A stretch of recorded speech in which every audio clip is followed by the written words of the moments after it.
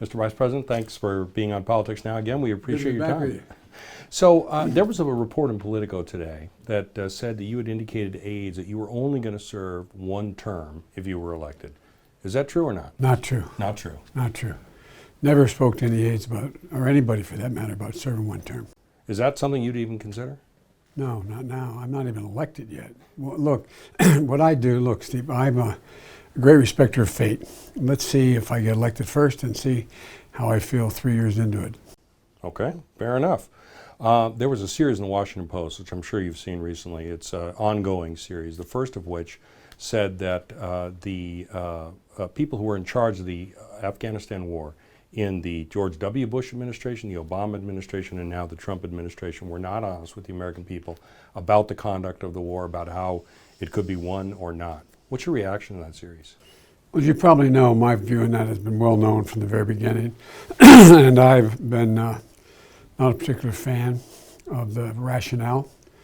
And I've been one who thought the counterterrorism strategy should be the only strategy. And when we got elected, we ended up bringing down the troops to less than 15,000 and continue to reduce them, and significantly less now. And but Trump has actually raised the number. I think it's time for us to negotiate a way out of that longest war in our history. Entirely. When you were in office, do you think the administration was honest with the American people about the conduct of the war? Well, I think the president pushed as hard as he could. He wanted facts. He wanted to know what in fact the prospects were. There was an ongoing debate between this idea of counterinsurgency, meaning building up and uniting the nation, and counterterrorism, and that was a constant fight. And there were I was very skeptical, but there were no hard data. There were always competing ideas, and I know the president tried to be as straightforward as he could based on what we knew. Yeah. In 1971, shortly before you got elected to the Senate, the Pentagon Papers were published. Now the Washington Post has published this. If you're commander-in-chief, how will you assure the American people that when the nation needs to go to war, that they're being leveled with, that they're being told the truth about the conduct of that war? Well, because of the way I've acted as Vice President of the United States as well as Chairman of the Foreign Relations Committee, I think, look, going to war, we should never go to war without the consensus of the American people. And it's a decision that, in fact, for them to make, and other than an immediate self-defense. And so I think there's I guarantee them that I've always been very, very outspoken about the conduct of every war we've been engaged in, and I'd continue to be if I were president. When you say the consensus of the American people, does that mean an authorization for Congress? For yes. Each? Okay. Yeah. Okay, fair enough. And if you notice, we pushed to have a reauthorization of the initial rationale for that it was widely expanded for the use of force in Iraq.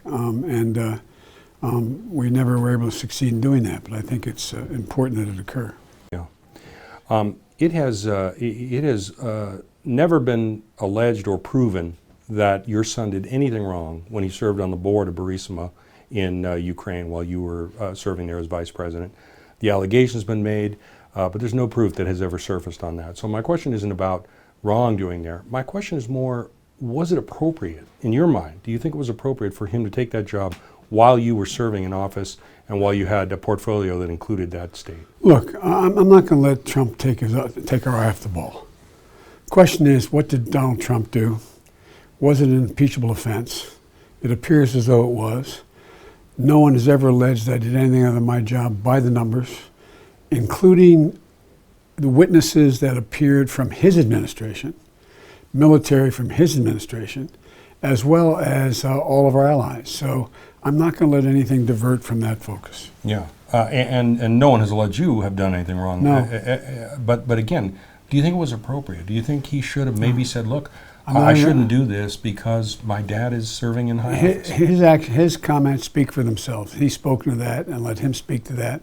But there is, as you said, there's no allegation anything was done that was wrong. And Hunter said himself that if he had to do it over again, he'd probably not, because he didn't anticipate guys like Rudy Giuliani and creeps that work with him that would try to do what they're doing. Yeah. You mentioned impeachment a second ago. It's almost inevitable that the House is going to pass articles of impeachment against the president. It's just as inevitable that the Senate is very likely not going to remove him from office. So if you're the nominee running against a person who has been impeached by the House of Representatives, does that help or hurt on the campaign trail?